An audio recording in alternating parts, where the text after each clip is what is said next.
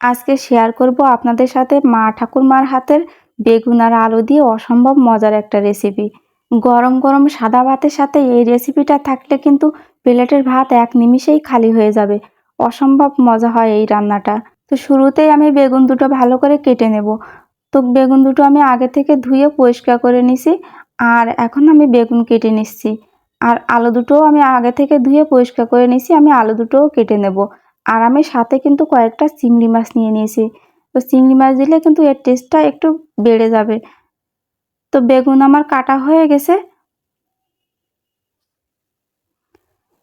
তো বেগুনগুলো কেটে নিছি। আমি আবারও বেগুন আর আলু ভালো করে ধুয়ে পরিষ্কার করে নিছি। তো আমি বেগুনগুলো ঠিক এরকম একটু লম্বা লম্বা করে কেটে নিছি। আর এই যে আলু নিয়ে নিলাম এখন।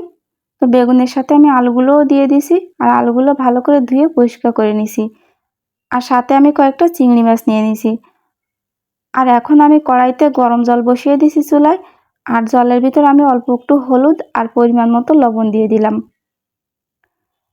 তো এখন বলক চলে আসছে জলে। আর এবার আমি বেগুন আর আলুগুলো দিয়ে দেব কড়াইতে। তো এভাবে বলকে বেগুন রান্না করলে কিন্তু অসম্ভব মজা হয় খেতে। তো আমাদের বাড়িতে কিন্তু সবসময় বেগুন এভাবেই রান্না করা হয়। আর এই রান্নাটা কিন্তু যেকোনো মাছ দিয়ে করা যায়। আমি কয়েকটা কাঁচামরিচ দিয়ে দিলাম এর ভিতর। আমি আজকের রান্নাটা কাঁচামরিচ দিয়েই করব।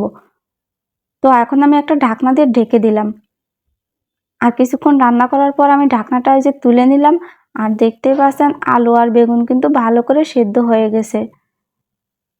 তো খুব সুন্দরভাবে সেদ্ধ করে নিতে হবে আলু আর বেগুন। দেখতেই পাচ্ছেন আলুও ভালোভাবে সেদ্ধ হয়ে গেছে।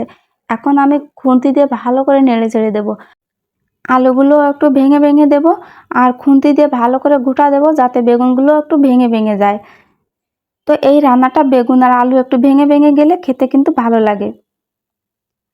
তো দেখতেই পাচ্ছেন আমি আলুগুলো একটু ভেঙে ভেঙে দিচ্ছি।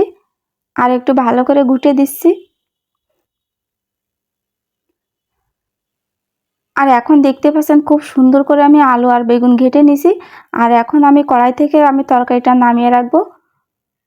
আর তরকারিটা নামিয়ে রেখে আমি কড়াইটা ভালো করে ধুয়ে পরিষ্কার করে চুলায় বসিয়ে দিয়েছি। এখন গরম তেলের ভিতর একটা তেজপাতা আর কয়েকটা জিরা দিয়ে দিলাম। আর জিরাটা ফুটে গেলে আমি এর ভিতর পেঁয়াজ কুচি আর রসুন কুচি দিয়ে দিলাম। আর পেঁয়াজ আর রসুন আমি ভালো করে ভেজে নেব যাতে কাঁচা গন্ধটা না থাকে। তো এই রান্নাটা কিন্তু ঝটপট করে খুব সহজেই তৈরি করে নেওয়া যায়। আর এখন পেঁয়াজ রসুন ভাজা হয়ে গেছে। আমি এর ভিতর চিংড়ি মাছগুলো দিয়ে দিলাম। আর চিংড়ি মাছগুলো আমি ভালো করে ভেজে নেব। আর চিংড়ি মাছে আমি আগে থেকে লবণ হলুদ মাখায় রাখছিলাম। তো চিংড়ি মাছগুলো খুব সুন্দর করে ভেজে নেব। এখন চিংড়ি মাছগুলো ভাজা হয়ে গেছে। এর ভিতর আমি তরকারিটা দিয়ে দিলাম। আর এভাবে বাগার দিয়ে কিন্তু বেগুন খেতে অসম্ভব মজা হয়। আর এই বাগার দেওয়ার কারণে কিন্তু তরকারি থেকে সুন্দর একটা ফ্লেভার বের হয়। তো এই রান্নাতে কিন্তু খুব বেশি মশলা দেওয়া হয় না। এই রান্নাতে কিন্তু হালকা পাতলা মশলায় রান্না করা হয়।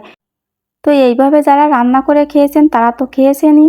আর যারা এইভাবে কখনোই খাননি তারা একবার হলেও বাড়িতে ট্রাই করে দেখতে পারেন। আশা করি আপনাদের কাছে ভালো লাগবে।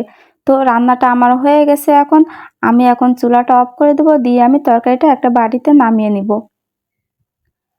তো এই যে এখন আমি একটা বাটিতে তরকারিটা নামিয়ে নিছি। তো দেখতেই পাচ্ছেন কত সুন্দর লাগছে দেখতে। আর আপনাদের কাছে কেমন লেগেছে কমেন্ট করে জানাবেন। তো বন্ধুরা আজ এ পর্যন্ত, সবাই ভালো থাকবেন।